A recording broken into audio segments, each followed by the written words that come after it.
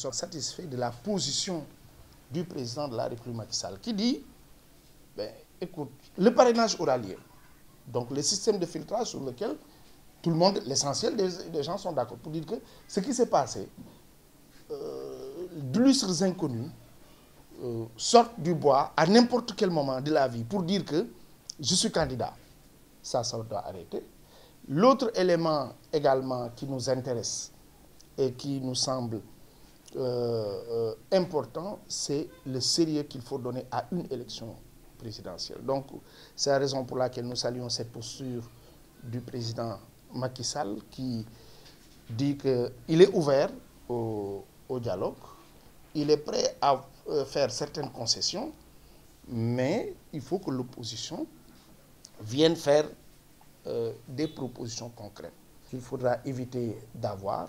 Nous avons beaucoup de sympathie pour l'opposition sénégalaise qui est composée d'hommes et de femmes parce que la chance de cette opposition-là, c'est que c'est tous des hommes qui ont exercé le pouvoir, qui connaissent la réalité de l'État. Donc, ils n'ont qu'à accepter cette main tendue et savoir qu'il n'y a aucune faiblesse de la part de l'État. Ce que nous voulons, c'est qu'on arrive aujourd'hui à dépassionner le débat et à aller de l'avant. C'est la raison pour laquelle, pour nous, c'est une occasion de rappeler à l'opposition son rôle, qui est un rôle certes de contre-pouvoir, mais pas un rôle de flibustier à tous les niveaux. Et nous disons à l'opposition de comprendre également, comme disait Houphouët-Boigny, que l'effectivité du pouvoir est entre les mains du président de la République, parce que c'est lui qui a été élu.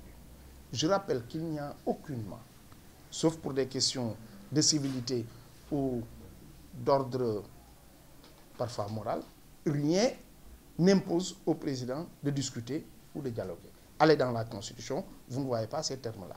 Donc, nous estimons qu'il est temps que l'opposition, sans condition, aille répondre à l'invite du président de la République. Si répondre à l'invite du président maintenant, tout est possible. On peut aller convenir d'un report de quelques jours. Ils peuvent aller chez le président, comme je dis, trouver un consensus autour de certaines modalités, telles que le nombre de parrains, telles que le comité de contrôle ou de comptage l'organe qui va compter ou décompter le nombre de parrains, et même le nombre de parrains peut être revu à la baisse parce que le président est dans ces dispositions-là. Donc je pense que c'est une mesure révolutionnaire qui aujourd'hui permettra aux citoyens de gagner du temps, d'économiser ses deniers publics et d'avoir une possibilité de pouvoir voter en toute tranquillité. Mais le plus important également, qu'on ne dit pas, c'est que si rien n'est fait et qu'on arrive à avoir une multitude de candidatures, le taux de participation pourrait s'en sentir et être bas, et ça, le président élu, tel que puisse être son camp, il aura la légalité constitutionnelle parce qu'il est élu avec une majorité, mais il n'aura pas la légitimité populaire.